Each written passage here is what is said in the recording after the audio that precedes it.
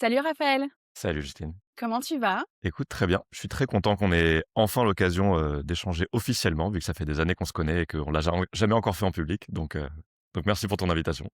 Merci beaucoup, à toi de l'avoir accepté. C'est vrai qu'à chaque fois qu'on se rencontre, on a des échanges qui sont archi profonds, hyper intéressants et c'est vrai qu'on se court à chaque fois après pour faut qu'on enregistre quelque chose et ça y est, ce jour arrive. C'est aujourd'hui le grand jour. Je suis ravie de t'avoir, dans mon podcast, derrière le micro. C'est un vrai, bonheur, plaisir, honneur, tout ça pour moi de te recevoir, donc merci beaucoup. Avant de te donner la parole sur, ta présentation, j'ai eu envie de faire une petite introduction du sujet, parce que tu es ici, parce que je t'apprécie beaucoup, mais ce n'est pas un hasard et le sujet que je veux qu'on aborde absolument, c'est un truc que beaucoup d'entrepreneurs, parlent, mais que peu de gens, montrent, clairement, au grand jour. C'est-à-dire qu'on parle beaucoup d'alignement, on ne sait pas toujours ce que c'est, on se sent désaligné, on ne sait pas trop pourquoi, on dit que j'ai un problème d'alignement avec mon business et en fait, ça reste un espèce de flou.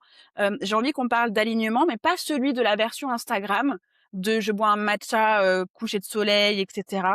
Je veux qu'on parle du vrai alignement, celui qui nous force, nous, en tant qu'entrepreneurs, entrepreneuses, à regarder en face, bah, ce qui ne convient plus vraiment.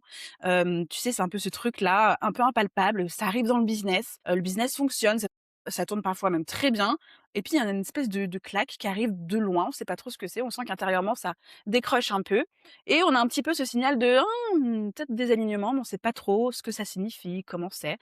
Et puis généralement, bah, quand il y a ce genre de petit warning qui arrive, que faisons-nous? On performe, on optimise, on va sur du scale, on produit encore plus. On devient de plus en plus bon, excellent dans ce qu'on fait pour toujours avancer dans une direction qui finalement ne nous ressemble plus vraiment au bout d'un moment. Et donc tu es là aujourd'hui pour parler de ça parce que, c'est, le cœur de ton génie, de ton métier, de ce que tu, traverses toi en tant qu'entrepreneur aussi, de ce que tu bah, délivre aussi avec tes clients, tes clientes. Tu es donc coach business, mindset et créateur d'immersion pour entrepreneurs et entrepreneuses. Et donc toi, ton travail, c'est bien évidemment d'aider les entrepreneurs et entrepreneuses à se reconnecter et tu appelles ça à leur génie unique pour construire un business rentable. Oui, mais sans se trahir au passage. Le sujet est chaud, brûlant. Est-ce que j'ai bien fait mon taf d'introductrice, de présentation? Est-ce que tu as d'autres choses à rajouter? Bah, écoute, c'est bon, au moment du matcha, sous coucher de soleil, tu m'as convaincu. C'est bon, je t'ai On est au bon endroit et oui, oui, non, effectivement, je trouve que tu as très bien décrit ce sujet, en particulier, la tentation que beaucoup d'entrepreneurs ont de faire plus de ce qu'ils ont l'impression qui marche, quand ils ont peur de regarder, le miroir et de regarder sous le tapis, en mode: «Qu'est-ce qui est vraiment déconnecté?» Donc on va pouvoir parler de ça, mais merci d'apporter ce sujet sur la table parce c'est un message important, à l'heure où, il y a tellement de messages sur, l'hypercroissance, sur aller plus vite que tout le monde, sur faire de l'argent à tout prix. Donc merci à toi. Bien, je suis ravie de pouvoir parler de ça. C'est vrai que c'est quelque chose que j'aborde de plus en plus dans mon podcast et évidemment de plus en plus avec, mes clientes. Mais c'est trop peu parlé. Généralement, quand les entrepreneurs, entrepreneuses en parlent, c'est quand ils ont déjà fait cette traversée-là et donc il y a tout ce moment de solitude et de coulisses qu'on ne voit pas et en fait, on traverse tout ce moment-là un peu solo, sauf quand on arrive à identifier les personnes qui peuvent nous accompagner sur ce chemin-là. Donc ravie, de pouvoir échanger avec toi aujourd'hui. Avant d'aller dans le vif du sujet, j'aimerais qu'on remette un petit peu, les pendules à l'heure. Selon toi, qu'est-ce que c'est déjà l'alignement? Pour moi, je pense que c'est le fait de sentir au quotidien que ton business est une extension de tes valeurs et de tes forces et pas une entité séparée que tu t'obliges à développer avec des codes ou avec des véhicules ou des moyens qui sont en fait déconnectés de ton essence à toi. Ça peut sembler un peu perché comme genre de vocabulaire, mais ce que je veux dire par là, c'est quand je dis, aligné avec tes valeurs ou qui respecte ou qui honore tes valeurs, c'est un business qui est centré sur ta façon de faire, tes forces uniques à toi, ton génie justement, et non pas un business comme construisent beaucoup d'entrepreneurs ou de freelance qui répond à des codes ou des injonctions extérieures de: «Voilà là où il faut être, voilà sur quel réseau il faut communiquer, voilà quelle stratégie il faut adopter». Ce qui certes peuvent marcher un peu à la force du poignet, mais où on se retrouve toujours par se cramer, par ne pas trouver de sens dans ce qu'on fait, par se démotiver, parfois par un burn-out. Donc pour moi, cet alignement, c'est ça. C'est identifier, en fait, ça part de l'identification de qu'est-ce que tu veux que ton business nourrisse le plus chez toi en termes de valeur. Est-ce que c'est ta créativité? Est-ce que c'est ta différence? Est-ce que c'est ta curiosité? Est-ce que c'est le sens du service? Est-ce que, enfin, des valeurs, il y en a plein, plein, plein. Mais une fois que tu les connais, c'est de créer une stratégie qui est centrée sur le fait de nourrir ces valeurs-là. Pour moi, c'est ça un business aligné. et un business Oh. où moi, je suis très partisan aussi de la petite météo émotionnelle. Est-ce que quand tu t'apprêtes à travailler, tu ressens plutôt quelque chose qui s'expand, plutôt de la joie, plutôt de l'enthousiasme, ou plutôt du «il faut que», «j'ai la flemme de», et cetera? Voilà, c'est pas je dis pas que c'est une injonction à suivre et qu'il faut être 100 dans la joie quand on travaille, hein, c'est pas le sujet. Mais la température générale de son business, quand on est honnête avec soi, on sait si c'est plutôt une température de: «Waouh, quelle chance j'ai de faire ce que je fais et c'est un kiff de le faire à ma façon», ou un truc de: «Je m'éteins un petit feu parce que je le fais pour les autres». Et concrètement, à quoi ça ressemble un entrepreneur, une entrepreneuse désalignée? Je pense que ça peut se manifester de plusieurs façons différentes. Il y a en tout cas, moi, je peux te dire, bah, je vais prendre des exemples concrets, tu vois, de gens que j'ai en coaching qui arrivent à moi parce qu'ils sont justement, désalignés. Souvent, ceux qui sont lancés depuis un bon moment, ils peuvent avoir perdu la flamme et l'énergie des débuts. Tu sais, qu'on a quand on a encore tout à construire, quand on se dit: «Je vais bouffer le monde», et qu'on commence à mettre en place des actions. Et puis quelques années après, ils se retrouvent soit dans des situations business, qui les obligent à faire des tâches qui ne leur plaisent pas. Par exemple, se retrouver à avoir monté une équipe parce qu'on leur a dit que le succès, c'était monter une équipe, alors qu'en fait, ils aiment pas du tout le management, ils ont du mal à déléguer, et cetera. Ça, ils peuvent se dire: «Mais en fait, je comprends pas, je kiffais beaucoup plus quand j'étais freelance», tu vois? Ça, c'est une possibilité. Il y a aussi un autre type de désalignement que je vois beaucoup, moi, en coaching, qui est, le fait de s'obliger à continuer de vendre ce qui t'a amené au succès. C'est-à-dire des entrepreneurs, tu vois, qui ont, affiné leur offre, qui ont fait tout le travail de persona, de, pricing et cetera, qui sont arrivés à un beau niveau de business, qui sont identifiés à leur offre pour une grosse partie de leur audience. Sauf que cette offre, ça fait 5 ans qu'ils la vendent, ils en ont fait le tour. Certains, ils peuvent plus la piffrer, ils ont même plus envie d'aller la vendre et dès qu'ils ont un lancement, ça les met en panique parce qu'ils se disent: «J'ai pas envie de livrer». Sauf que il y a toutes les peurs qui viennent avec de: «Oui, mais si je m'autorise à faire un pivot, à écouter mon cœur, à changer de discours, mon audience va pas me suivre, d'anciens clients vont penser que je les ai trompés», tout ce genre de choses-là. Et donc, ils continuent sur un chemin qui les a servis il y a 2 ou 3 ans, mais dont ils sentent que c'est pas là où ils ont maintenant profondément envie d'aller. Ça, c'est un autre type de désalignement que je vois. Hem Et de manière plus générale, moi, je te dirais que souvent sur un chemin d'entrepreneur, en fait, tu as des phases, des saisons où tu as envie d'exprimer plus ou moins certaines qualités ou une certaine philosophie. Tu vois? Quand tu crois en quelque chose, tu peux avoir envie de lancer un produit autour de cette philosophie-là.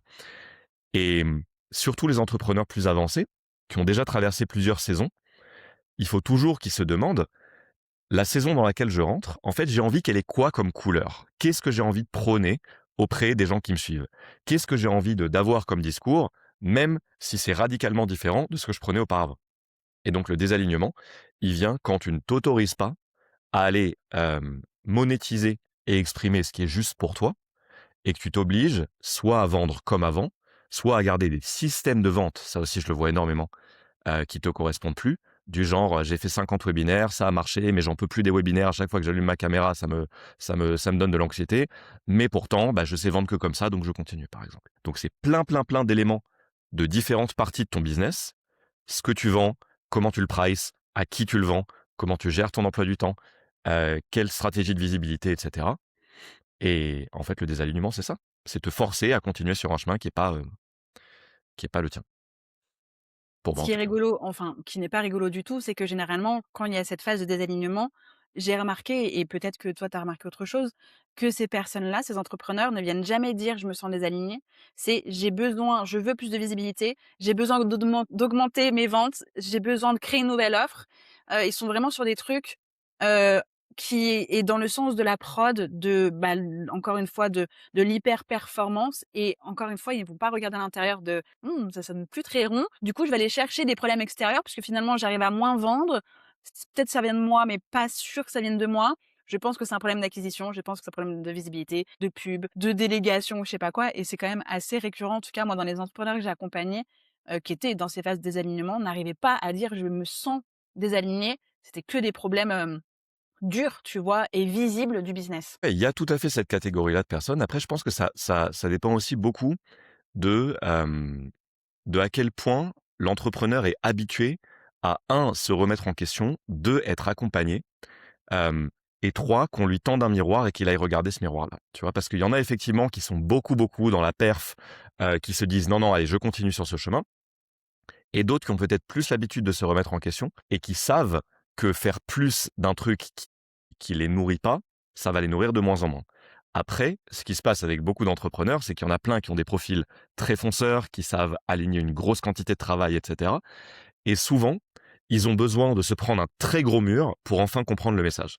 Moi, tu vois, j'en ai vraiment, maintenant, ça fait quasiment une décennie que je fais ce métier. J'en ai croisé beaucoup qui avaient reçu plein de signaux, un après l'autre, de la vie, qui leur envoient des signaux toujours plus forts. Sauf que eux, ils y allaient en mode bulldozer, en mode non, non, non, c'est bon, c'est un challenge de plus à relever, etc. Jusqu'à ce que, à un moment, soit leur corps lâche, et que ce soit le corps qui leur dise, en fait, là, tu ne peux plus continuer, c'est-à-dire, je ne vais pas te donner le fuel nécessaire pour continuer, pour que enfin tu captes le message qu'il est temps de te réaligner, ou bien qui arrive à des moments vraiment, vraiment compliqués, de grosses crises, de remise en cause, de parfois de dépression, enfin de trucs qui sont pas marrants à traverser.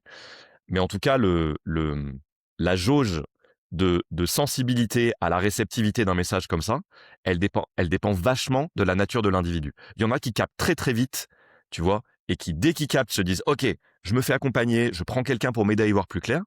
Et d'autres qui se disent, non, non, non, non, non, je fonce, j'ai besoin de me prendre le mur, et le jour où je me prends le mur, je verrai. Et c'est ni bien ni mal, hein, c'est juste des stratégies différentes. Mais, mais ouais, je te rejoins que c'est pas aussi simple que ah tiens, je sens un désalignement, donc je vais tout de suite rectifier le tir. Complètement. J'ai l'impression que tu parlais de moi et de mon année 2024. Ah ouais? Moi, j'ai eu plein de signaux de mon corps. Alors déjà, il y a eu le choc émotionnel de l'impayé, donc tout de suite mon dos s'est bloqué. Derrière, j'ai commencé à perdre des cheveux, à être très angoissée, à avoir des problèmes la nuit et tout ça avec le dos bloqué, tout en continuant à faire des masterclass, de l'ADS, avoir mon équipe, délivrer, tout ça, jusqu'à un moment où je suis sortie de ma boîte, j'ai pris un boulot pour aller exercer mon métier ailleurs en me disant bah, peut-être que ça va sauver ma peau. Spoiler alerte, pas du tout. Et jusqu'à ce que, le médecin panique en disant: «Mais en fait, là, vous commencez à avoir des problèmes cardiaques». Donc j'avais l'hyperthyroïdie, j'avais déclenché une maladie auto-immune et je commençais à jouer avec mon cœur. Au bout de 1 an je ne lâcherai pas, quoi qu'il arrive, je ne lâcherai pas, c'est pas possible. Parce que, lâcher parfois, ça fait encore plus peur que, de tenir, tu vois? Tu te dis: «Si je lâche, qu'est-ce qui m'arrive?» Tu sais pas et Et du ouais. coup, c'est encore plus compliqué. Donc tu as parlé de moi, tu m'as décrit. Écoute, c'était involontaire, mais non, mais merci de le partager parce que rien que ça, tu vois, c'est déjà se l'admettre à soi et admettre en public qu'on a traversé quelque chose comme ça, c'est quelque chose qui demande beaucoup de courage et de vulnérabilité, en particulier si, tu vois, si on parle d'entrepreneurs qui ont l'habitude, qui ont soit un profil très public, tu vois? Moi, j'ai certains de mes clients qui ont des très, très grosses communautés, qui sont des références dans leur domaine et tout et qui, du coup, ont le réflexe de: «Ouh là là, mais si je m'autorise à dire que ça va pas, que j'aime plus ce que je fais, je vais avoir des centaines et des milliers de réactions de personnes, qui vont soit pas comprendre, soit m'attaquer, soit me critiquer». Ce qui rajoute encore plus à Mmh. l'anxiété déjà très présente. Donc heu, donc ouais, il faut avoir du courage pour prendre ce chemin-là. Mais moi, Ouais, l'expérience me montre que quand ils y vont, quand ils arrivent à traverser cette vallée, compliquée, ils en ressortent toujours, toujours, toujours plus légers, plus joyeux, plus alignés, même si ça prend du temps. Mais j'en ai aucun qui m'a dit: «Ah tiens, je regrette d'avoir fait ce travail, et j'aurais dû, persévérer dans ce truc qui m'épanouissait plus», quoi. Non, mais clairement d'accord avec toi et c'est vrai que j'ai mis du temps à accepter que je voulais plus avoir mon offre. Quand je l'ai fermée, c'était depuis 2021, hein, que je la délivrais, Mmh. elle cartonnait, j'étais reconnue, elle était, citée dans des médias podcasts pour entrepreneurs, machin, enfin franchement, c'était nickel, tu vois? Elle tournait bien. Le moment où j'ai décidé que je la fermais, c'était compliqué. Le moment où j'ai fait mon dernier lancement et ma dernière vente, c'était compliqué et le moment où j'ai envoyé mon dernier mail de: «Je ferme», en fait, la totalité de mes offres, il faut que je m'en aille, c'était archi compliqué et les messages que j'ai reçus où il a fallu alors beaucoup de mots d'amour, beaucoup, mais d'autres, aussi très, culpabilisants un petit peu dans le sens parce que j'ai reçu des trucs: «Si toi tu fermes, si toi tu y arrives pas Justine, on peut pas y arriver en fait. C'est pas possible» et là j'étais là genre: «En plus, Ouais. vous rajoutez ça sur mes épaules, je vous aime de ouf, mais c'est dur là en fait». Se pose la question de qu'est-ce que tu veux modéliser auprès de ton audience? C'est est-ce que tu veux leur donner le modèle de, l'entrepreneuriat, c'est continuer d'avancer à tout prix? Ou bien est-ce que vu qu'ils peuvent t'admirer, parfois te mettre sur un piédestal, te faire confiance, tu veux aussi leur donner en le modélisant, l'autorisation de: «Vous savez quoi? Quand ça va pas, c'est OK de vous écouter, de prendre un autre chemin et d'accepter qu'il y a certaines personnes qui seront un peu déçues et que vous survivrez». Et que moi, personnellement, je suis convaincu que dans le monde de l'entrepreneuriat et de la santé mentale de l'entrepreneur, c'est infiniment plus précieux d'avoir des gens qui osent prôner ce message-là, que des gens qui te disent, «No pain, no gain, hustle, hustle tout le temps, continue, même si ça veut dire que tu te crames» et cetera. La réponse B, bien évidemment. Et donc non, non, pour moi, c'était difficile, mais je préfère que ce soit difficile et dit. Hem, Comme on a quand même constaté que généralement ces entrepreneurs-là, restent quand même beaucoup dans le mouvement, il n'empêche que même s'ils restent dans le mouvement, ils sont quand même beaucoup dans la tête. Qu'est-ce qui fait qu'il y a autant d'entrepreneurs biberonnés à la performance qui restent full dans la tête, quitte à ignorer les signaux du corps et qui pourtant j'ai envie de dire ce but, mais c'est pratiquement ça, à être en full mouvement? Qu'est-ce qui fait qu'ils sont aussi nombreux comme ça? Moi, je pense que c'est pas du tout juste une question d'entrepreneur, hein. Je pense que c'est une question sociétale de qu'est-ce qu'on nous apprend à valoriser depuis qu'on est petit. Dans notre modèle, en tout cas français ou francophone, on t'apprend dès que tu es à l'école que le seul critère de succès, c'est d'avoir des bonnes notes, qu'il faut utiliser ton intellect. Le rapport au corps, aux émotions, aux ressentis est complètement, mis de côté, à moins d'avoir fait, une éducation un peu alternative, Montessori et compagnie. Donc je pense qu'on est biberonné en fait à, heu, tu es avant tout un cerveau qui fonctionne. Ton corps, limite, c'est juste un véhicule pour ça, mais c'est pas la peine d'en prendre trop soin. Fais tourner ton cerveau et c'est comme ça dans les études supérieures, c'est les études les plus mentales, les plus prestigieuses qui sont les plus reconnues. Hem, donc c'est pas juste un problème d'entrepreneur. Après, je pense que chez des entrepreneurs qui habituellement ont en plus un drive d'avancée, de performance visible, de reconnaissance et cetera, hem, ça peut renforcer le message que prendre soin de ton corps n'est pas la priorité.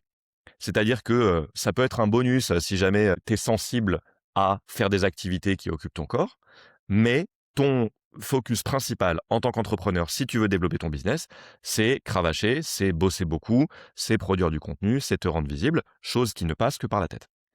Donc c'est un modèle, j'espère, commence un petit peu à changer. Moi, je sens en tout cas qu'on atteint un niveau de maturité, tu vois, dans notre milieu, francophone, où il y a suffisamment d'exemples de personnes qui ont atteint les limites de ça, qui se sont retrouvées, qui ont commencé à prendre soin d'elles pour que, bah, le message commence à se diffuser. Mais moi, je pense que l'éducation à écouter les signaux qui sont pas des signaux mentaux et à écouter son intuition et à écouter les réactions corporelles et le non-verbal qui sont une part tellement importante de notre travail à nous quand on l'a en séance, j'aimerais bien que ce soit plus diffusé. Mais mais je pense que c'est pas du tout un truc, c'est accentué par le drive des entrepreneurs, à performer et à montrer l'image surtout qu'on performe, surtout plus que performer, hem, mais que c'est pas du tout propre à ça. C'est un truc sociétal pour moi. Et puis je pense qu'il y a un truc aussi qui augmente cet effet-là, c'est qu'on a quand même alors la majeure partie de mes auditeurs auditrices ont des business, hem, sédentaires et donc tu ne fais marcher que ta tête, jamais ton corps. Du coup, ton corps perd en mouvement, souplesse, en musculature, tout ça et du coup tu perds le contact aussi de tes sensations, tu perds le contact de la fatigue physique qui peut être agréable, de certaines courbatures, de mouvements et cetera et du coup, petit à petit, parce que tu es restes que assis ou derrière ton bureau debout ou derrière ton, tapis de marche, derrière ton bureau avec ta lumière artificielle que, fur et à mesure, tu deviens plus juste, un cerveau dans une enveloppe qui ne fait que fonctionner de cette manière. Je pense que ça aussi, ça augmente cet espace de déconnexion finalement. Absolument et les risques de ça sont pas encore assez, expliqués, Dévoiler. je trouve, au grand public. C'est marrant, justement, j'ai passé un moment avec, Alex Dana l'autre jour qui a Voilà, écrit un ouais. super bouquin là-dessus, qui s'appelle «La chaise tue» et qui explique en fait tous les risques de la sédentarité, les risques cardiovasculaires, les risques de maladies dégénératives, les risques enfin vraiment on parle de trucs très, très, très sérieux. Oui, Mais je crois que le message est pas encore, vraiment passé auprès du grand public et qu'on se dit: «Bah, de toute façon, vu que c'est la norme si on était salarié de passer 8 heures, sur une chaise avec un éclairage dégueulasse au-dessus et devant notre ordi, du coup, quand on est entrepreneur, c'est la même chose».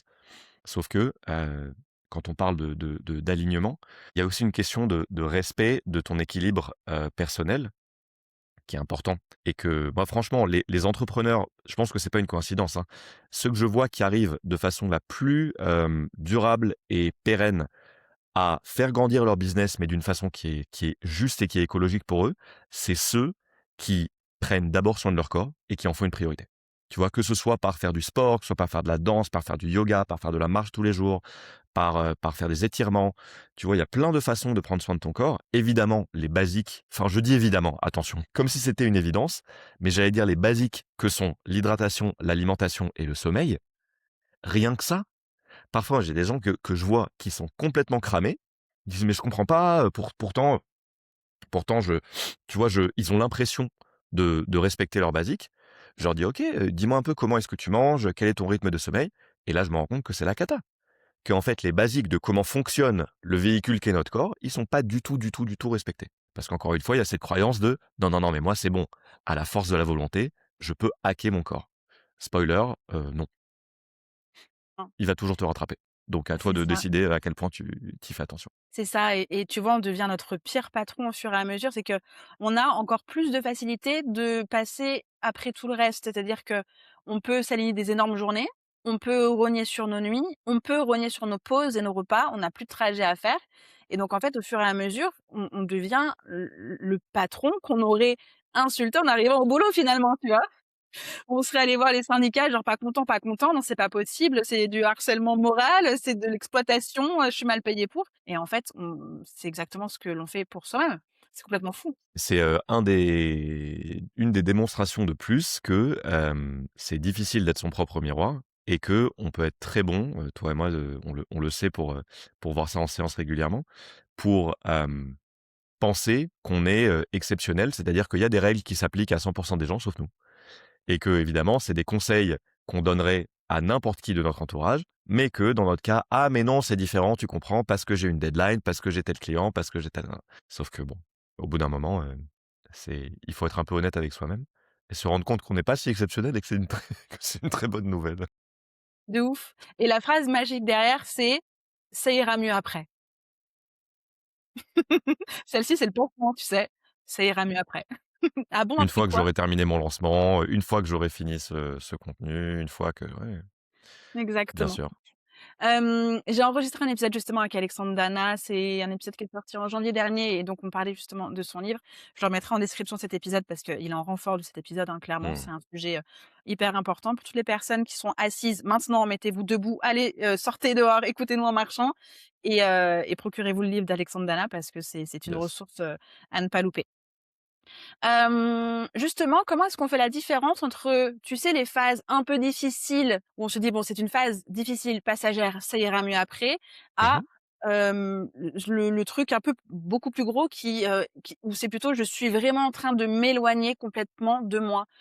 Comment est-ce qu'on fait la différence entre ces 2 phases? Alors, je pense que ça dépend déjà de comment ton business est structuré. Parce que tu vois, typiquement, si tu es un entrepreneur qui fait régulièrement des lancements, par exemple, ou qui a régulièrement des moments de pic d'activité ou de vente, il est à prévoir que pendant tes phases de pré-lancement, lancement, tu auras peut-être des rythmes un peu plus intenses. Si tu prends des appels de closing, que tu auras un agenda qui sera plus rempli pendant une semaine ou 2 et tout. Donc ça, c'est quelque chose qui se prévoit. Tu vois, nous, on le fait souvent, en séance avec des entrepreneurs qui ont des calendriers comme ça pendant l'année, de se dire: «OK, comment est-ce que je prévois suffisamment bien l'avant et l'après pour que le pendant, qui me demande pas mal de ressources, de temps, d'énergie, parfois d'argent, se passe le mieux possible?» Hem, Ça, c'est un aspect, tu vois, de,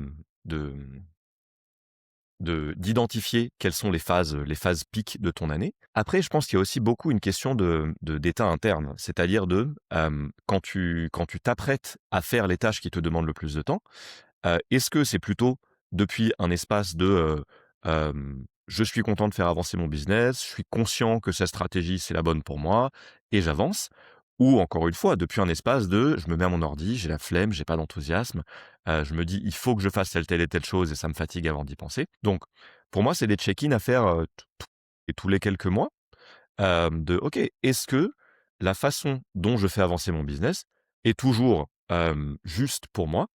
Et vient toujours, encore une fois, nourrir mes valeurs, j'y reviens parce que c'est vraiment important, ou bien est-ce que je trace un chemin qui est pas le mien? Ça peut se faire évidemment tout seul, avec des exercices d'auto-coaching ou juste en s'écoutant, ou ça peut se faire en étant accompagné avec quelqu'un qui peut t'aider à te poser des questions que peut-être toi tu te poserais pas ou avec une franchise ou un no bullshit, auquel toi tu es peut-être moins habitué, histoire d'aller voir à quels endroits est-ce que tu te mens ou tu t'auto-convaincs. Après, moi, je suis convaincu qu'avoir un business de croisière où c'est la même vitesse et la même intensité tout le temps, un, c'est illusoire et 2, c'est pas forcément souhaitable. Parce que je pense que dans les phases plus calmes ou de structuration et dans les phases de croissance, ces 2 phases-là, on en parlait toi et moi en off, juste avant cette interview, ces types de phases-là sont super importants dans un business et il faut s'autoriser à pouvoir avoir les 2 si on le souhaite. Mais à avoir les 2 par choix et pas en les subissant. C'est-à-dire, moi je te disais que j'étais plutôt dans une phase de vraiment de consolidation ces temps-ci, de pas lancer de nouveaux projets forcément, mais de restructurer l'existant, d'optimiser l'existant, de me concentrer sur mes clients actuels, et cetera. Mais je me souviens de l'an dernier aussi, par exemple, quand j'étais dans une phase beaucoup plus d'expansion, lancer des nouvelles choses, hem, ça aurait pas été juste à ce moment-là de me dire: «Non, je reste, je m'auto-censure, je m'auto-calme et je fais pas attention à cette flamme qui est à l'intérieur».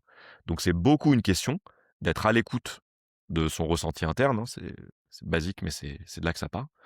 Je sais pas si ça répond vraiment à ta question, mais pour moi, il y a un peu ces 2 dynamiques-là, tu vois? Il y a Si, des si, complètement. embrasser les saisons, et aussi être très à l'écoute de se faire un petit check-in de à chaque fois qu'on va travailler, de comment je me sens à l'idée de faire les tâches que je m'apprête à faire. Si, si, complètement et pour ajouter un petit peu aussi un truc que je répète depuis, très longtemps, mais que je répète encore plus parce que ça passe aussi à la trappe. Je dis souvent à mes clientes, de programmer leur temps mort avant leur temps fort.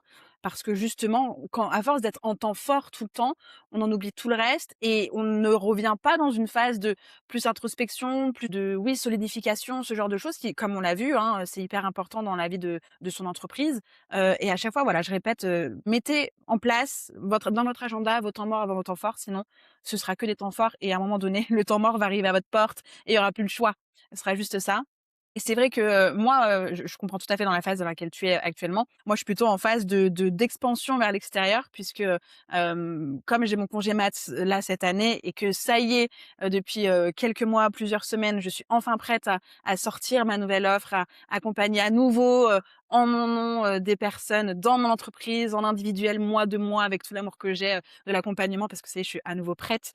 Et donc je suis vraiment dans cette phase-là et par contre, tu vois, entre le moment où je me suis dit: «Ça y est, je suis prête, j'ai envie» et aujourd'hui, j'ai fait très attention à pas retomber dans les travers de l'hyper-performance, de réutiliser ce qui fonctionnait avant, pas pour moi, mais sur le marché, en 2024-2025 pour éviter de réutiliser les mêmes cartes que j'ai détestées pendant plusieurs années et donc à chaque fois, c'est vrai que je fais attention. Alors, toi, tu l'appelles, la météo, moi je l'appelle plutôt la jauge de plaisir. Quand je m'apprête à faire une action, je fais vraiment la part des choses entre est-ce que c'est une action marketing qui fonctionne, chez les autres, qui a fonctionné chez moi? Est-ce que j'ai vraiment envie de l'utiliser? Ou est-ce que c'est parce que ça fonctionne que je dois l'utiliser? Et donc du coup, tout prend plus de temps, mais je suis carrément OK avec ça parce que c'est mon propre rythme à moi. Alors certes, maintenant j'ai une deadline j'aimerais quand même que les choses sortent avant mon congé mat, certes, mais du coup, comme on l'a vu en off, bah, je me pose les vraies questions et les bonnes questions de: «OK, ça vient d'où ce que je vais faire? Est-ce que ça vient de moi et mon envie d'aller tester, expérimenter, accompagner? Ou est-ce que ça vient des systèmes, du marché, des injonctions et de ce qui fonctionne, qu'il faut que j'implémente à tout prix pour avoir des résultats rapides?» Ouais. et c'est toujours des choses que je me demande. Ah bah, ouais et c'est des très bonnes questions à te poser et je pense que ce que tu catégorisais comme des moments difficiles, c'est aussi important d'aller un cran plus loin Mmh. quand on ressent cette difficulté ou cette tension ou cette contraction, de se demander: «Est-ce que c'est dû à la quantité de travail que je sens que je dois aligner?» parce que parfois c'est juste une question de vouloir mettre trop de choses en trop peu de temps, hein. Encore une fois, c'est basique, mais souvent on a tendance à s'auto-bullshiter de: «Non, c'est bon, je peux être très productif et je peux mettre plein de choses dans mes journées». Hem, ou bien est-ce que c'est une question de la qualité des actions que je mets en place dans mon business? Auquel cas, se posent les questions de, si je sens que c'est les actions elles-mêmes qui ne me nourrissent pas, si je suis à un moment de mon business où j'ai l'opportunité de déléguer, peut-être que c'est un moment de remettre sur la table, est-ce que j'ai le bon système de délégation autour de moi? Est-ce que j'ai suffisamment confiance dans les personnes de mon équipe pour leur déléguer les choses que je veux leur déléguer? Et si la personne est encore en solo, de se demander: «OK, ce serait quoi vraiment le 80-20 de ma boîte? C'est-à-dire, est-ce qu'il y a des actions que je continue de faire parce que j'ai l'impression d'être obligé ou parce qu'un bon entrepreneur, c'est forcément quelqu'un qui crée du contenu, c'est forcément quelqu'un qui envoie des DM, enfin, tout ça. Ou bien, est-ce qu'il y a d'autres actions? Si je m'autorise à dézoomer un peu et à me dire: «OK, Est-ce qu'il y a d'autres façons, d'autres véhicules d'arriver au même but, qui peut être soit trouver des clients, soit se rendre plus visible, soit augmenter son chiffre d'affaires, mais qui me donnent intrinsèquement plus d'énergie et viennent encore une fois nourrir mes valeurs. J'en reviens à Mmh. ça, mais parce que pour moi, c'est La base. fondamental. Mmh. Clairement. Justement, j'aimerais qu'on parle aussi d'un truc, important, mais tout est important dans notre échange du jour, bien évidemment. C'est que retrouver l'alignement, ce n'est pas forcément tout casser et repartir à zéro, parce que justement, quand on est dans cette phase de désalignement, il y a 2 choses qui peuvent subvenir, dans notre tête. C'est: si je change quelque chose, tout s'effondre, et il y a: j'en ai trop marre, je vais tout casser et je vais partir. Et donc au final, on repart à zéro. Quel dommage! Quels sont tes meilleurs conseils? Qu'est-ce que tu penses de ça et comment est-ce qu'on peut avancer avec ça? J'aime bien cette question parce qu'en plus, avec les profils de bâtisseurs qu'ont beaucoup d'entrepreneurs et d'adorer commencer à monter des projets, effectivement, la tentation, elle peut être très, très grande. Et en vrai, parfois, c'est la solution, hein, mais plus fréquemment, moi, je vois, il y a la zone grise entre les 2 qui est quand même assez immense. Donc, comment faire? Moi, je te dirais, commence par ouvrir le capot de ton rôle actuel dans ton business pour aller voir, hem, d'abord, où est-ce que tu apportes maintenant le plus de valeur ajoutée? Sachant que c'est probablement pas aux mêmes endroits qu'il y a 2 ans ou 3 ans, en particulier si tu as commencé à avoir une équipe autour de toi. Et ensuite, de te demander: «Est-ce que je dédie mon temps et mon énergie, qui sont mes ressources les plus précieuses, à faire soit à être dans ma zone de génie, c'est-à-dire à apporter le plus de valeur possible et de contribution à mon entreprise, ou bien est-ce que je m'accroche à des tâches qui ne me correspondent plus, soit par peur, soit par inertie, et cetera?» J'ai un exemple très précis qui me vient en tête d'un coach à moi, qui a maintenant une grosse équipe, qui a un business dans le monde de l'apprentissage des langues et qui, continue à donner certains des cours. Ce qui n'est pas un problème en soi. C'est-à-dire, si tu te dis: «Mon le plus grand kiff de ma vie, c'est de donner des cours», il y a aucun problème. Simplement, plus tu avances et plus tu recrutes et plus tu fais grandir ta boîte, plus tu vas avoir à te concentrer sur des tâches de vision, visibilité, management, et cetera.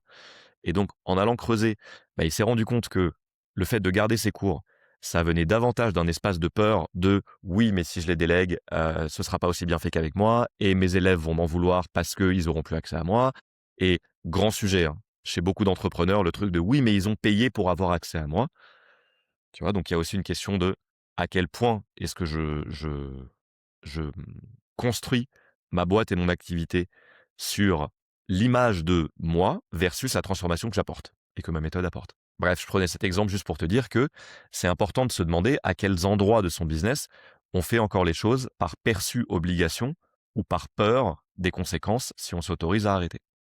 En fait, quand tu me dis c'est effrayant, on est exactement dans le sujet. Parce que le, le piège de beaucoup d'entrepreneurs, quand ils ressentent cette peur, c'est qu'ils la voient comme un problème à régler.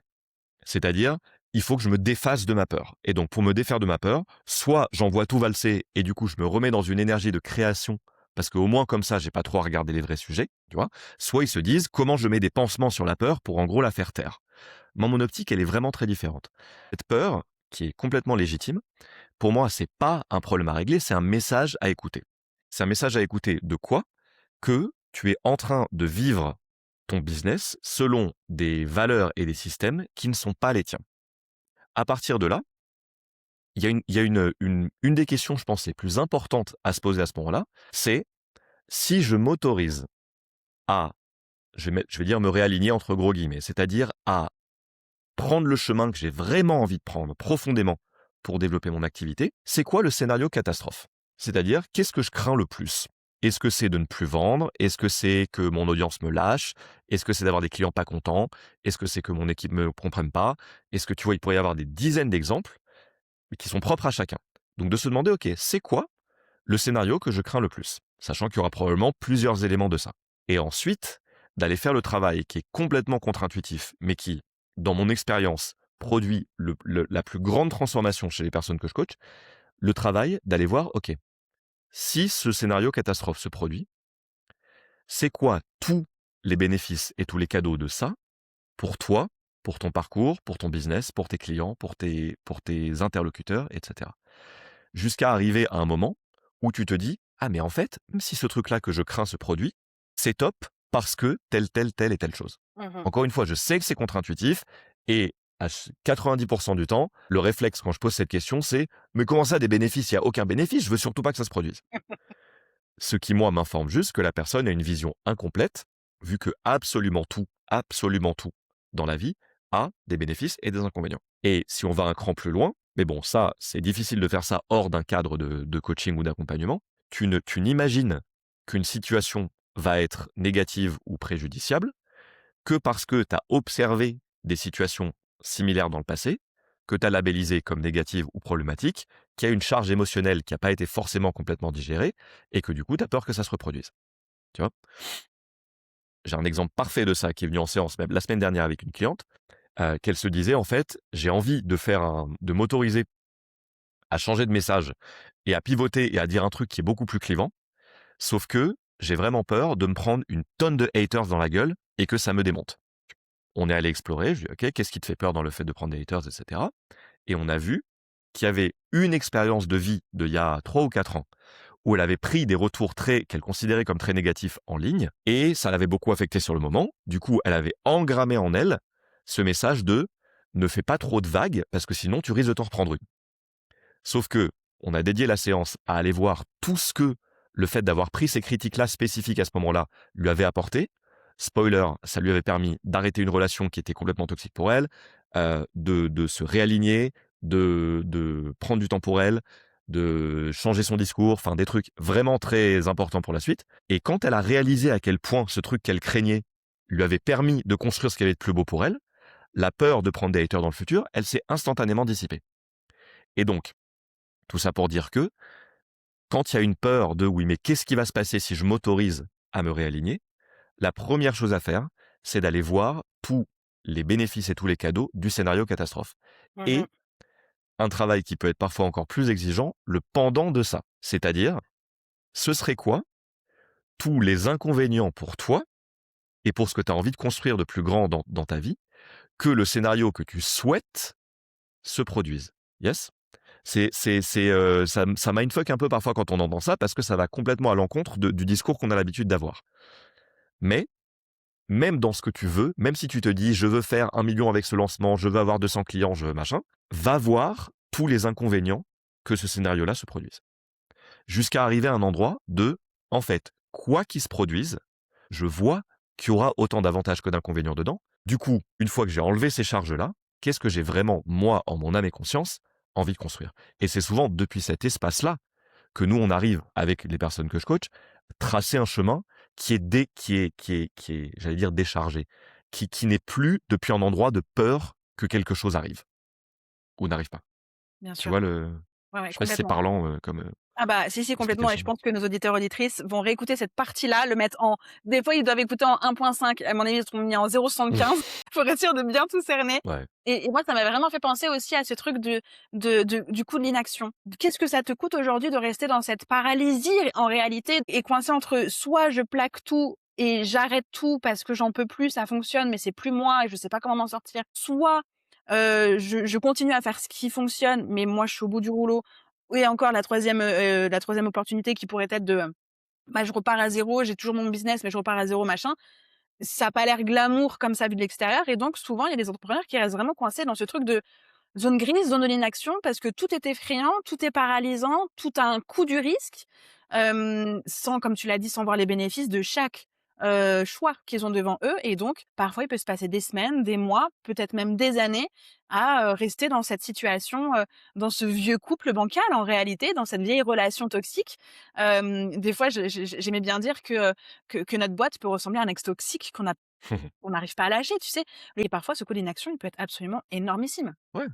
Et de même qu'avec, j'aime bien cette analogie que tu prends, de même qu'avec une relation, il y a des moments où le plus grand service que tu peux rendre à ton couple, c'est d'avoir une discussion vraiment, vraiment, vraiment carte sur table sur, hem, qu'est-ce que je n'arrive plus à aimer chez toi?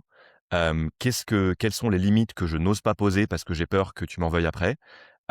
Quelles sont les façons où je sacrifie mes besoins pour te faire plaisir? Tout ça, ça s'applique aussi à ses clients parfois et à son business. Et c'est pour ça que c'est important de vraiment se poser ces questions régulièrement de à quels endroits Est-ce que je ne m'autorise pas à suivre mon élan et mon intuition parce que j'ai peur des conséquences? Parce qu'en vrai, vraiment, je te jure, ça fait j'ai des milliers maintenant d'heures de coaching derrière moi. Je crois vraiment pas avoir côtoyé des gens qui vraiment, vraiment, vraiment, au fond d'eux, ne savaient pas ce qu'ils voulaient. Moi, je suis convaincu que vraiment, on a toujours une sagesse interne, une voix qui sait, au fond de nous, ce qui nous appelle profondément. Mais la vraie question, c'est de s'autoriser à suivre cette voie-là et à identifier toutes les couches qui se sont superposées au-dessus de cette sagesse et de cette voix qui nous font dire que c'est pas possible ou que c'est trop risqué. Et donc ça passe, encore une fois, comme dans un couple, ça passe par être radicalement honnête et transparent avec soi-même et avec l'autre sur qu'est-ce qui m'a nourri jusqu'à maintenant, mais qui ne me nourrit plus maintenant. Et par rapport à la paralysie dont tu parlais, moi, cette paralysie, ce que je vois, c'est que souvent, elle est liée à un mode de pensée binaire. C'est-à-dire, soit je continue et j'en fais plus, soit je casse tout, grosso modo. Sauf que, un jour, j'ai entendu ce truc qui est tout simple, mais qui me parle bien. Quand on est coincé entre A et B, et qu'on n'arrive pas à choisir, faut se souvenir qu'il n'y a jamais que deux options dans la vie. Il y en a toujours, toujours, toujours, minimum quatre, qui sont soit A, soit B, soit les deux, soit ni l'un ni l'autre. Donc, déjà, de se rappeler de ça, ça peut aider à sortir de «Ah, mais oui, il y en a aucune qui me convient pleinement, donc qu'est-ce que je peux m'autoriser à inventer?» qui serait soit un mix des deux, yes, c'est-à-dire typiquement un mix de continuer de faire des choses qui marchent et qui m'épanouissent, mais en changeant certains autres véhicules de ma boîte, ou aucun des deux, c'est-à-dire, OK, si je sens que je suis dans une énergie de renouvellement, quel chemin je trace à partir de là? Mais souvent, c'est le mode de pensée, et pas que dans ces situations-là, hein, mais le mode de pensée binaire qui piège les entrepreneurs. Bien sûr. Moi, ils arrivent en séance, ils me disent: «Oh là là, soit je fais ça, soit je fais ça», et j'arrive pas à décider. Et juste le travail qu'on fait, c'est on ouvre des perspectives et on voit qu'il y a plein d'autres chemins qui existent, mais auxquels ils ont pas pensé parce qu'ils ont la tête dans le guidon et parce qu'ils C'est ont ça. pas quelqu'un qui leur reflète le fait qu'il existe d'autres chemins. J'adore ce genre de séances parce que justement, elles sont incroyables. C'est là où il y a j'ai l'impression de plus d'impact, en tout cas de mon point de vue, parce qu'ils arrivent avec enfin, voilà, il y a une décision à prendre entre choix A et B, comme tu dis, comme si, en fait, tout était fermé autour. Il y avait plus rien, il y a plus rien autour. Et ils essayent enfin, de nous faire croire, mon coach, que c'est que ça. Il y a que ça, j'ai tout envisagé, j'ai tout mis là, j'ai fait des plans, j'ai discuté avec mes potes entrepreneurs, j'ai tout mis en place. Il y a que ça, je ne vois que ça, il y a que ça. Aide-moi à choisir. Bah, plouf, je vois plouf plouf, tu verras. Peut-être qu'à un moment donné, tu vas avoir la réponse, tu vois? C'est assez fou et c'est dans ces séances-là, où je trouve qu'il y a le plus d'impact parce que justement, tu as une espèce d'éclaircie du nuage, neuronal. Tu dis: «Ah mais oui, en fait, c'est vrai que je suis dans un monde où tout est possible. J'ai déjà fait plein de choses qui me paraissaient impossibles. Ah, il y a encore une éclaircie sur, tout ce champ des possibles qui s'ouvre devant moi». Mais pour moi, c'est vraiment, le genre de séance que tu décris. Je sais pas si toi tu partages cette approche-là, mais moi, c'est quelque chose qui est venu avec l'expérience, un changement de perspective sur quel est notre rôle en tant que coach. En tout cas, quel est mon rôle en tant que coach. Je me rends compte de plus en plus que c'est, d'aider la personne que j'ai en face de moi à ouvrir des perspectives qui n'étaient même pas dans son champ de perception jusqu'à maintenant. C'est-à-dire que pendant longtemps, pendant les premières années, je me disais: «OK, mon rôle, c'est d'aider mes clients à avoir des résultats vite, à faire grandir leur business». Ensuite, ça a été de les aider à se sentir mieux, de les aider quand ils traversent des difficultés, à les traverser avec plus de facilité, et cetera. En fait, je me rends compte que mon rôle, il a rien à voir avec ça et que mon rôle, c'est juste de l'aider à identifier les mécanismes qui lui fait porter des œillères, qui lui fait ne voir que des options pas hyper épanouissantes, et en ouvrant ses portes, en faisant un pas de côté, en adoptant d'autres perspectives sur des situations passées ou présentes, que tout d'un coup, il y ait les réponses qui apparaissent d'elles-mêmes. Mais parce que le truc à débloquer pour moi, c'est les couches qui se sont superposées qui t'empêchent d'aller dans un état de resourcefulness, comme on dit en anglais, tes ressources et le possible, versus les problèmes du quotidien. Et les plus belles séances pour moi, c'est vraiment celles où le client arrive avec un «je sais pas comment je vais me sortir de ça, ça m'épanouit pas, j'ai essayé toutes les solutions», et en repart avec une compréhension de «waouh, mais en fait, si j'arrive à me remettre au centre et avoir le courage de m'écouter, moi, mes envies, mes rêves, ma façon de faire, là, il y a un champ des possibles énorme qui s'ouvre». Et vraiment moi je suis convaincu que c'est ça mon job, hein. Je suis entièrement, mais entièrement d'accord avec toi. C'est bien pour ça que, c'était important pour moi de repasser sur les bancs de l'école et de vraiment développer cette casquette de coach, la posture du coach, le questionnement du coach, d'avoir la certification du coach parce que effectivement, je trouve que, bien tu vois, j'ai toujours su que l'accompagnement, c'était le cœur de mon business, tu vois? Quand je m'en suis détachée, j'étais très malheureuse. Sinon, je sais qu'en fait, c'est un accompagnement avec cette posture de coach pour avoir ce type de questions-là et pour avoir ce type d'éclairage-là parce que, on a tendance, encore une fois, parce que je suis coach certes, mais surtout entrepreneuse et donc parfois à vouloir absolument aller viens, on va chercher des résultats, tout ça, mais au détriment de la magie de la séance, au détriment du temps du coaché, au détriment de l'humain en réalité, tu vois? Et de passer à côté de ça, c'est dommage parce que finalement tu passes à côté de ton accompagnement et du bénéfice que la personne est venue chercher en plus, tu vois? Du résultat, la transformation, tout ça.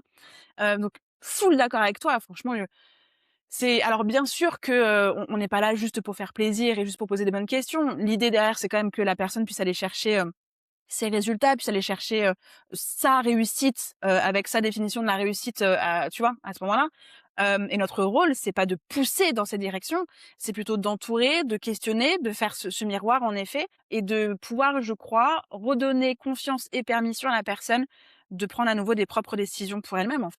Ouais, surtout permission et par rapport à la définition du succès, tu vois, moi maintenant je travaille quasiment plus qu'avec des entrepreneurs qui sont déjà bien lancés depuis un moment et l'un des plus gros, je peux dire, bénéfices ou l'une des plus grosses transformations que j'observe, c'est s'autoriser à écrire une définition du succès qui n'est pas celle qui t'a mené jusqu'à ton business actuel.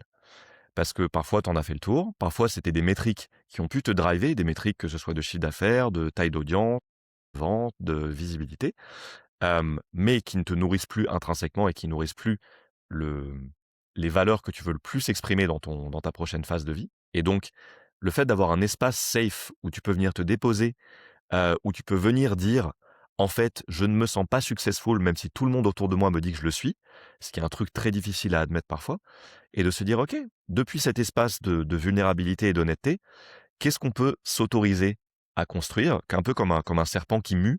De quelle peau est-ce que tu es OK d'apprendre à te défaire pour en constituer une nouvelle qui va t'accompagner sur ton prochain chemin? Et moi, je trouve que ce travail-là, il est merveilleux, tu vois? Rien que de t'en parler maintenant, ça me je suis dans une telle gratitude de pouvoir accompagner des gens sur ce chemin-là et parce qu'en plus, heu, on sait quand on accompagne des entrepreneurs, des dirigeants, que le travail qu'on fait en individuel avec eux va ensuite, indirectement, se répercuter sur des milliers, voire des millions de personnes, par les offres qu'ils s'autorisent à créer, par les pivots qu'ils font dans leur business, par ce qu'ils s'autorisent à dire.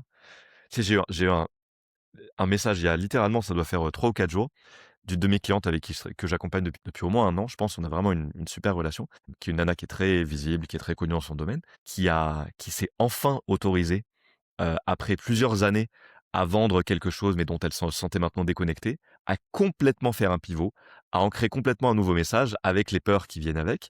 Et elle m'a envoyé un screenshot d'un message d'une de ses clientes qui lui disait: «C'est incroyable à quel point tu rayonnes quand tu parles de ta nouvelle offre, à quel point ça se voit que c'est incarné. C'est tellement inspirant pour moi de voir qu'on peut faire ce pivot-là. Merci de t'autoriser à nous envoyer ce message-là», etc. Et moi, j'ai reçu ça, mon petit cœur de coach, il allait exploser, laisse tomber. J'étais tellement heureux de me dire: «On accompagne à ce genre de transformation-là». C'est ouais, vraiment beaucoup de gratitude. Je suis entièrement d'accord avec toi et aussi avec tellement de gratitude de pouvoir accompagner, autant d'humains depuis, autant d'années et d'avoir aussi pu pivoter et d'avoir toujours en réalité, même si j'ai pivoté, j'ai toujours parfois les mêmes humains qui ont aussi rencontré des problématiques et qui suivent aussi un peu ce parcours-là et donc je suis encore plus reconnaissante en me disant: «Waouh, il y a des personnes que j'ai commencé à accompagner en 2021 qui sont toujours là, que je continue à accompagner à d'autres moments de leur vie». Je suis là genre: «Waouh, c'est fou, Mmh. c'est complètement fou». Tout se nourrit et l'impact après derrière et leur épanouissement et non, c'est pour ça que vraiment, sûrement en 2024, j'avais suivi cette injonction de, justement: «Sors-toi de ton offre, arrête de délivrer, concentre-toi sur la vision de marché, machin, tout ça». Oui, d'accord, mais sauf que moi, en fait, le cœur de mon business, mais mon cœur à moi, c'était quand même aussi accompagner des humains et donc de ne plus avoir ce contact-là avec, tu vois, ces transformations, ces impacts, cette beauté, cette magie et aussi les difficultés que l'humain que tu accompagnes rencontre, tu vois? Parce que, bah, tout est pas toujours très beau en séance, tu vois? Beh, d'être déconnectée de ça, j'avais plus que la gestion de la merde entrepreneuriale à gérer. J'étais là genre: «Mais il y a plus de sens». je n'ai plus de sens. Ce que je fais n'a pas de sens du tout.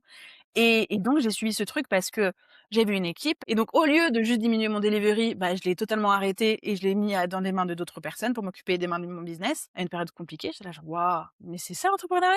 Mais c'est pas celui que je veux, c'est pas du tout celui que je veux». Ça s'applique avant tout à nous aussi, hein, cette question de est-ce que le business model qu'on a choisi nourrit ce qui est le plus important pour nous? Mmh. Tu vois? J'ai vachement réfléchi, tu vois, pendant toutes ces dernières années, j'ai eu de multiples opportunités de créer des business models qui sont différents, tu vois? De créer des formations en ligne, on me l'a demandé plein de fois, de faire des formations sur le mindset de l'entrepreneur, sur comment enfin, tu vois, il y a eu plein de sujets qui ont émergé où j'aurais pu changer d'optique et me dire: «OK, de coach, je deviens, par exemple, formateur en ligne». Et en regardant ça honnêtement, je me suis dit: «En fait, les choses qui sont les plus importantes pour moi, qui sont l'approfondissement de la compréhension de l'humain, la profondeur du lien, la connexion», tu vois? Que ces choses-là, je pense qu'elles seraient pas tellement ou en tout cas qu'elles seraient moins nourries avec un véhicule comme celui de la formation en ligne. Et du coup, c'est ça qui m'a aidé aussi à me déculpabiliser, à me dire: «OK, tu sais quoi? Il y a un chemin qui est génial pour plein de monde, et qui est probablement pas le mien». Et je pense que c'est aussi pour ça que je continue à aimer autant ce que je fais. Parce que je me pose régulièrement la question de j'entends qu'il y a des sirènes, je vois qu'il y a des objets brillants, je vois qu'il y a plein d'options de trucs que je pourrais développer. Si je les développe, c'est depuis quel espace? Est-ce que c'est depuis un espace de FOMO et de j'ai peur de passer à côté et de j'ai peur qu'on me juge si je continue à faire que du coaching individuel, par exemple?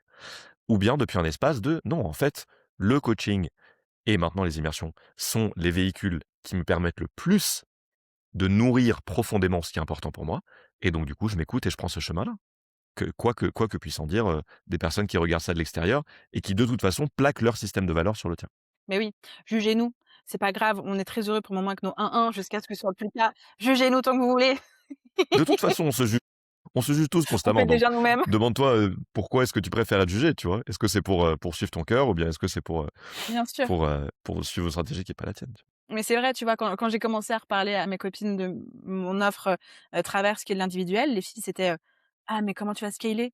«Mais pourquoi je scalerais en fait? Quelle est l'idée?» Est-ce que j'ai dit à un moment donné que je voulais scaler? Non, j'ai juste dit que je voulais accompagner. Pourquoi tu cette idée-là? «Mais c'est que du 1-1».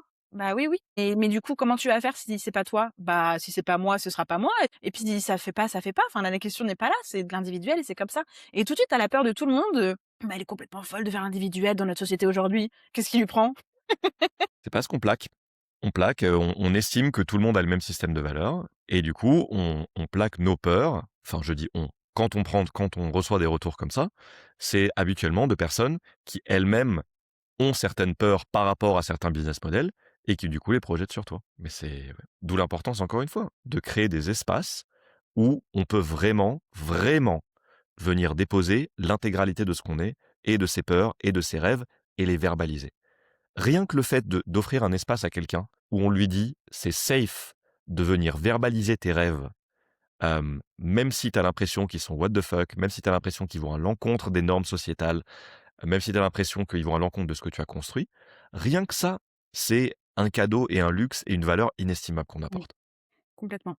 Et c'est la première étape, hein. C'est très difficile d'aider quelqu'un à créer un chemin qui soit profondément épanouissant si tu l'as pas déjà aidé à faire sortir les mots de qu'est-ce qui le fait rêver? Quel est le futur qui l'anime? Hein, c'est le début de quasiment tous les coachings que je fais, ils passent par là. Faire verbaliser. C'est ça et on en a parlé un petit peu, en amont dans l'interview justement de oui, il y a la tête, mais aussi il y a le corps et c'est vraiment quelque chose que toi tu t'efforces en tout cas de mettre vraiment en lien à nouveau et c'est surtout ce que tu, implémentes et appliques dans tes immersions, donc ton immersion Reset. À la fois tu combines le coaching dans les règles de l'art, mais aussi la pratique corporelle. Pourquoi c'était important pour toi? Ouais, moi j'ai encore un gros chemin à faire par rapport à ça, hein. C'est-à-dire j'essaye de mettre plus de pratiques corporelles dans mon quotidien. C'est ce que je fais et ça m'aide pas mal, mais je sens qu'il y a encore du chemin. La raison pour laquelle je l'ai incorporé dans mes immersions, c'est justement parce que c'est très difficile de prendre justement des décisions, justes et centrées et limpides depuis un système nerveux qui est activé, depuis un système nerveux, sympathique. Quand tu sens que tu es en mode, fight or flight, c'est-à-dire que tu es en mode que tu essaies de fuir quelque chose ou, de continuer à lutter, c'est très, très difficile d'écouter la voix à l'intérieur de toi qui s'autorise à faire autrement. Donc c'est pour ça que moi, dans les immersions, qu'on fait, il y a pas mal d'éléments. Quand je les ai designés, en fait, je me suis dit: «Qu'est-ce que je peux faire pour aider à créer une régulation du système nerveux chaque jour qui permet de se mettre dans un état ressource?» Donc ça passe par l'endroit que j'ai choisi, tu vois, qui est en plein milieu de la nature, des montagnes d'Ardèche. Ça passe par des pratiques de respiration consciente avant chaque exercice et également par des pratiques corporelles pour se reconnecter à son ressenti, tout simplement, avant de faire travailler le mental. Et bien sûr qu'on le fait travailler parce qu'il sert aussi à quelque chose, mais se mettre dans un état de: j'ai des informations qui m'arrivent de plein d'endroits différents, pas juste de mon cerveau, et donc apprendre petit à petit par, du yoga, par des pratiques de parfois de méditation, parfois de visualisation, juste de respiration, à écouter ces signaux-là. Parce que parfois, pas toujours, mais parfois, ces signaux, ils vont t'envoyer une réponse beaucoup plus claire et beaucoup plus évidente que les ruminations mentales que tu peux avoir. Donc c'est pour ça que j'ai décidé de mettre du corporel dans ces immersions-là. Qu'est-ce que le corps peut nous apprendre par Tout. rapport au mental? Tout? D'accord. Drop the mic. Merci beaucoup Non, Raphaël non, pour cette non, interview. avec plaisir, c'était un plaisir. Non, non, je rigole, mais le je suis vraiment, vraiment convaincu pour, pareil, tu vois? Ça, c'est un truc que j'ai mis du temps à réussir à capter dans mes séances, mais le, tout ce que te dit le non-verbal de tes clients, souvent te donne des informations qui sont beaucoup plus claires et surtout, c'est quoi le mot? Incontestables, le bullshit qu'ils peuvent se raconter. Tu vois, ça peut être une micro-réaction de leur visage, ça peut être une épaule qui se tend un peu quand ils prononcent ou quand ils entendent un mot, et cetera. Ton corps, avant que tu te racontes des histoires, il capte et il exprime. Donc, il exprime avec plus ou moins de subtilité. Parfois, c'est ce que tu disais tout à l'heure, c'est-à-dire des signaux, on va dire, un peu extrêmes, tu vois? Des écroulements, des plus du tout d'énergie, des maladies auto-immunes, et cetera. Parfois, c'est des trucs beaucoup plus subtils et en s'entraînant à identifier ça, et comme ça qu'on peut, je trouve, sur le moment, se dire: «Attends, attends, attends, attends, là, il y a un message qui est en train de m'être envoyé et si je prenais une seconde pour l'écouter?» Tu vois? Moi, un exemple tout bête de ça, je me suis rendu compte un jour que pendant mes séances, un truc qui m'arrivait souvent quand je sentais que je laissais trop mon coaché s'égarer et me raconter des histoires qui partaient, tu vois, dans les branches, j'avais la jambe qui commençait tout de suite à faire comme ça, à s'activer, tu vois? Sauf que moi, je me disais: «Bon, voilà, c'est un truc normal, c'est comme quand tu es un peu stressé, c'est comme quand tu es je sais pas où», donc je laissais faire et je me disais: «Allez, c'est pas grave». Plus je me suis entraîné à capter ça, plus dès que ça arrivait, je prenais cette micro pause de: «Attends, est-ce que c'est ce qui est en train de se passer?» Et 99 du temps, c'était exactement ça. Et donc là, sur le moment, je m'autorise à dire: «Attends, attends, pause, j'ai l'impression qu'on est en train de s'écarter du sujet. Est-ce que tu veux qu'on se recentre?» Tu vois? Mais parce que c'est mon corps qui me l'a dit avant ma tête. Ma tête, elle était en mode: «Interromps pas trop ton client, son histoire va peut-être t'apporter des informations intéressantes», et cetera. Donc c'est juste un exemple un peu bébête, mais apprendre à écouter les signaux de son corps, pour moi, c'est un des apprentissages vraiment, vraiment les plus fondamentaux parce que il ne te ment pas. Ton mental est très fort, très, très, très fort pour te mentir. Parce qu'il veut juste confirmer ce en quoi tu crois déjà. Et donc, il va trouver toutes sortes de façons de prendre des détours et de te dire: «Non, non, non, non, non, mais voilà pourquoi j'ai raison et voilà pourquoi tu devrais aller sur ce chemin qui, en fait, n'est pas le bon pour toi». Alors que ton corps, il t'envoie des messages qui sont limpides, Et oui, mais il et faut savoir l'écouter. c'est ça. Est-ce que toi, tu as eu un moment dans ton business où tu t'es senti désaligné? Ouais, à fond. Ah oui, il y en a eu plusieurs. Au début, c'était un désalignement qui était vachement plus sur la question de la visibilité. Tu vois? C'est-à-dire, pendant je te dirais la première peut-être, année et demie quand je me suis lancé, donc genre 2018-2019, j'étais pas du tout au clair, ni sur mon positionnement, ni sur comment me rendre visible. Et donc du coup, j'essayais plein de trucs parce que encore une fois, ben, l'environnement me disait qu'il fallait faire de telle façon, il fallait créer du contenu, il fallait avoir un groupe Facebook, il fallait faire ceci et cela. Sauf que je sentais à chaque fois que je m'y mettais, une non-envie, une flemme, une voix qui me disait: «Tu pas au bon endroit». Donc j'ai forcé, forcé, jusqu'à ce qu'un jour je me dise: «Bon, bah, OK, je vais peut-être l'écouter» et je m'autorise à faire différemment. Et comme par hasard, c'est pile à ce moment-là que j'ai pu créer une stratégie qui n'avait même pas l'air d'une stratégie tellement c'était aligné avec mes forces naturelles, et c'est là que mon business a commencé à se développer. Donc ça, c'était un premier moment. Et puis il y a eu, ouais, je te dirais qu'il y a eu une autre phase, alors peut-être c'était il y a, je pense peut-être 2 ans et demi, 3 ans, un truc comme ça, hem, où j'avais eu la chance pendant les 2 années précédentes de recevoir beaucoup de demandes de coaching et du coup de prendre énormément de clients et de commencer à identifier certains types de clients avec lesquels vraiment, tu vois, qui drainaient mon énergie, où je sortais de séance en me disant: On fait du travail important, mais c'est vraiment, vraiment épuisant pour moi» et je sais pas si c'est un désalignement, mais en tout cas, ça m'a permis d'aller voir qu'est-ce qui, dans mon approche, n'était plus aligné avec mon envie de faire du coaching d'une certaine façon. Et je me suis rendu compte que c'était souvent les clients avec lesquels je forçais le plus, tu vois? Où je m'efforçais moi de faire tout le travail, d'essayer de trouver des solutions et tout. Ce qui venait depuis un endroit de peur, si je les aide pas assez, ils vont pas m'aimer, ils ont pas les réponses en eux et cetera.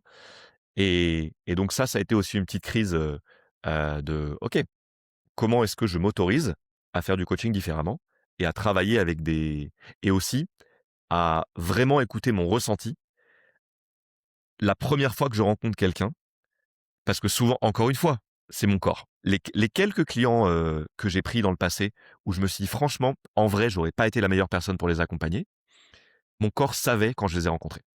Genre, il y avait une tension, il y avait quelque chose qui se tendait versus quelque chose qui s'expand et donc maintenant, je suis vachement plus à l'écoute de ça et quand je ressens ça, j'ai aucun problème à dire à la personne: «Je pense pas que je suis la bonne personne pour toi. En revanche, je te recommande tel ou tel, autre coach». Donc ce réalignement, il est surtout venu de, moi et ma façon de faire et ma façon d'être dans mon coaching. Précieux comme partage.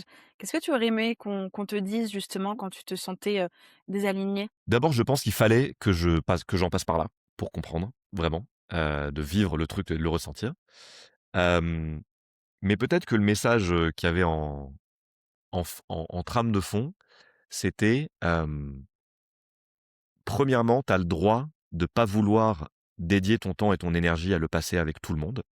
Tu as le droit de faire des choix toi aussi. Ça aurait été aussi ouais, ça c'était difficile pour moi, mais c'était, je suis tellement entraîné maintenant à voir tous les bénéfices dans des situations compliquées. C'est tellement devenu une seconde nature que je peux avoir parfois ça avait tendance parfois à me couper de mon intuition et à me dire, «De toute façon, quoi qu'il se passe, il y aura plein d'apprentissages, il y aura du bon et cetera». Ce qui est la vérité, hein, il y a eu plein d'apprentissages, mais simplement, maintenant je suis dans une phase de vie où j'ai juste envie de me foutre la paix, de travailler avec des gens que j'adore, hem, tu vois? De choisir les projets qui m'animent le plus et donc peut-être que le message, c'était aussi, hem ne fais pas une analyse mentale de tout et juste, tu as le droit d'écouter ton intuition sans avoir à te justifier parfois.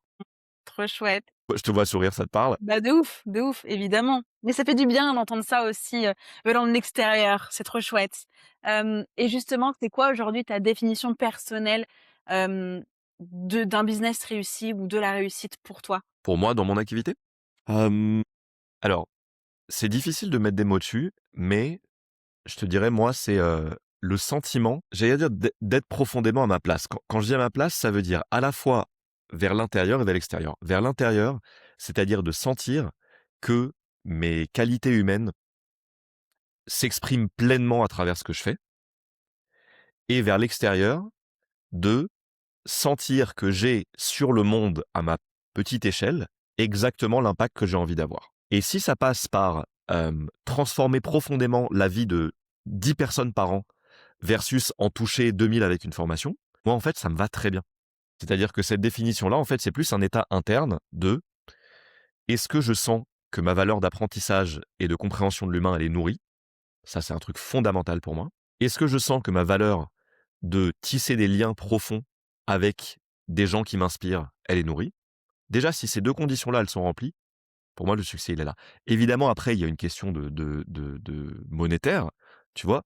Mais j'ai la chance depuis plusieurs années que le fait de vivre en adéquation avec ses valeurs, ça se traduise par ce que moi je vois comme un succès, c'est-à-dire gagner l'argent que je veux, avoir la liberté géographique que je veux, pouvoir m'arrêter un mois si j'en ai envie, travailler de n'importe où dans le monde, faire mes horaires et cetera. Et donc en fait, pour moi, ce succès, il est là. Il est dans: est-ce que je laisse la trace que j'ai profondément envie de laisser?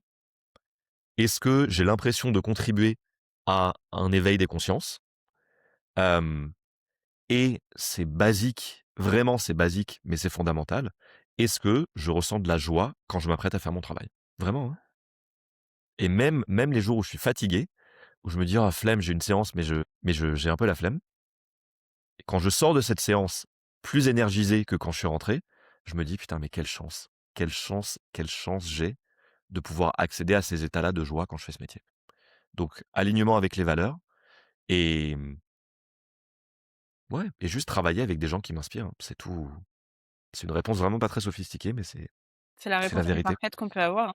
Je suis pas si parfaite, mais c'est Et pour les personnes qui nous écoutent, je crois que vous avez compris avec Raphaël que c'est hyper important. Oui, il y a l'intuition, l'écoute du corps, la météo et moi, j'ai vraiment envie d'insister sur la jauge du plaisir. Rajoutez-moi une case dans vos tableaux compliqués de KPIs. Jauge de plaisir sur vos clients, vos projets, vos actions, votre chiffre d'affaires, ça vous fait plaisir ou pas, d'atteindre ce palier-là? Vraiment, allez questionner ça parce que, c'est justement c'est hyper important, en fait.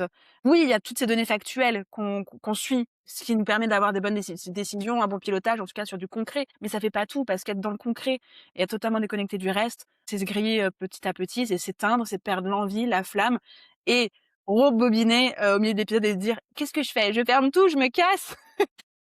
et on veut pas ça pour vous. bien sûr et juste que les gens qui nous écoutent entendent, par pitié, que même quand vous n'avez l'impression d'avoir que des portes fermées et une impasse devant vous, il y a toujours, toujours, toujours, toujours, toujours la possibilité de créer et de transformer en autre chose. Mmh. C'est plus ou moins difficile, c'est plus ou moins challengeant, on a plus ou moins besoin d'aide, mais rien n'est une fatalité. Si vous repartez avec un message ici, c'est celui-là, que vous avez toujours la possibilité et le droit, j'insiste vraiment sur le droit et l'autorisation Oui, autorisation de créer un business et une vie qui vous ressemblent profondément. et c'est pas du bullshit. Et c'est vraiment pas du bullshit et c'est vraiment pas que des mots. Et c'est incarné et vécu non seulement parce que je le vis au quotidien et parce que maintenant j'ai aidé des centaines de personnes à accéder à ça, mais parce que vraiment c'est une philosophie de vie dans laquelle je crois profondément pour en voir les résultats au quotidien. Il y a pas de fatalisme, vraiment. Et les moments de difficulté que vous pouvez traverser parfois sont souvent les meilleurs enseignants que, OK, c'est le moment d'ouvrir le capot et de vous dire: «Qu'est-ce que je change?» Merci Raphaël, Bah, avec joie, Justine. Je suis très content qu'on ait pu passer ce moment mais ensemble. c'était incroyable. Où est-ce qu'on te retrouve sur les internets? Alors, je suis très peu présent sur les internets, ce qui fait Bah, partie ça, c'était justement cool, aussi. c'était très bien. Écoute, c'est ouais, on parlait de ne pas suivre les injonctions, moi je t'avoue que c'est une des injonctions que j'ai décidé de ne pas suivre, c'est, il faut créer beaucoup de contenu, il faut être très présent et cetera. Moi, c'est pas comme ça que j'ai décidé de faire grandir mon business. Bref, si on veut, avoir quelques infos, on peut me trouver sur Instagram. J'ai un Instagram qui est raphaël.torel et j'ai un site web sur lequel je poste de temps en temps des actualités, des aperçus de comment c'est de travailler ensemble et cetera, qui est raphaëltorel.com et voilà et n'hésitez pas à m'envoyer un message si vous voulez avoir une conversation, si vous voulez, parler de de vos rêves, de vos aspirations et voir si ça a du sens d'avancer ensemble. Ce sera avec plaisir. Trop bien. Juste avant de conclure cet épisode, justement, j'aimerais, juste faire une petite aparté sur ta stratégie à toi, que tu considères comme une non-stratégie. Mais l'ancienne expert podcast que j'étais, plus ancienne attachée de presse que j'étais également, ta stratégie fonctionne à merveille, que d'aller prendre la parole sur ce qui t'enchante le plus chez les autres et de créer une playlist, des épisodes de podcast ou vidéos dans lesquels tu es. Je trouve que c'est archi puissant puisque je le rappelle à toutes les personnes, ce n'est pas obligatoire de créer full contenu chez soi, tout le temps, sur les réseaux sociaux, tout le temps. Prenez la parole là où vous avez envie de prendre la parole, dans un podcast, une chaîne YouTube, ailleurs, chez vous, un blog, une newsletter, peu importe, trouvez votre place. Et Raphaël en est la preuve, c'est que, bah, c'est pas un full-time Instagram, c'est une personne qui vient parler de son métier, apporter de la valeur chez les autres pour aider encore plus de personnes et ensuite de faire rayonner, sa parole au sein même de sa propre playlist. Inspirez-vous de ça. Bah, ouais. Merci et merci d'avoir employé le mot de non-stratégie parce que tu vois, c'est pour moi, ça, c'est un signe. Je me faisais la réflexion l'autre jour. J'ai cette playlist où je dois avoir, je sais pas, l'équivalent de 20 heures d'interviews de podcast. Tu vois, où je me dis: «C'est l'équivalent de beaucoup, beaucoup, beaucoup, beaucoup, beaucoup, beaucoup de posts Instagram», tu vois? Sauf que créer des posts Instagram, ça me fait chier, alors que venir parler avec une personne que j'adore pendant 1 heure, c'est même pas du taf tellement c'est kiffant et donc autorisez-vous aussi à vous demander: qu'est-ce que vous faites tellement naturellement que vous voyez même pas ça comme une stratégie, mais qui peut vous aider aussi à vous rendre visible d'une façon qui est juste. Donc ouais, merci, le concept de non-stratégie, je l'adore. Oui et vraiment, enfin, moi, je sais que, ça le plan média, parce que ça reste quand même un plan média, ça a toujours fait partie de mes leviers parce que j'adore aussi prendre la parole, chez moi et chez les autres, et ma playlist existe effectivement. Elle est pas aussi en avant que toi parce que moi, j'ai tout déconstruit pour reconstruire, on se sait. Mais toi, c'est vraiment la clé où si on veut travailler avec toi et apprendre encore à mieux te connaître et à avoir ta vision des choses et ton travail, ton savoir-faire, ça peut passer par cette playlist-là, ça demande pas plus de temps, en fait. C'est là, c'est comme ça et en plus avec plaisir, donc je trouve que c'est parfait. Et on peut l'écouter à la plage, on peut l'écouter en se baladant, Complètement, en se en mettant en marchant. mouvement, c'est très bien, comme ça on fait d'une pierre deux coups. Absolument, et cette playlist, elle est disponible sur mon site, donc n'hésitez pas à Je y la faire un mettrai tour. à disposition dans les liens, de l'épisode de podcast. Du coup, pour conclure, je pense que le message est très clair. Cet épisode rappelle quelque chose d'ultra essentiel, c'est qu'on n'est pas obligé de détruire quoi que ce soit pour prouver que son business fonctionne et encore moins pour prouver une réussite quelconque à qui que ce soit en réalité. Parfois le vrai reset, comme ton immersion, ce n'est pas de tout recommencer, c'est de revenir à soi, de se reconnecter à ce qui compte vraiment, à une nouvelle manière peut-être de construire ou reconstruire quelque chose qui peut encore un peu plus nourrir la personne que l'on est véritablement à l'intérieur, au lieu de continuer de s'asphyxier et de s'aspirer des autres et de se perdre au fur et à mesure. Alors merci beaucoup Raphaël pour cette conversation. Pour toutes les personnes qui nous ont écoutés, surtout n'hésitez pas à partager cet épisode à une entrepreneuse qui est peut-être en train d'avancer dans une direction à l'opposé de ce qu'elle voudrait vraiment. Ça pourrait que l'aider et puis évidemment, venez nous dire à quel point, cet épisode vous a aidé au passage. Ça nous fait du bien et nous réchauffe le cœur. Absolument. Merci beaucoup Raphaël, tu reviens évidemment quand tu veux, hein.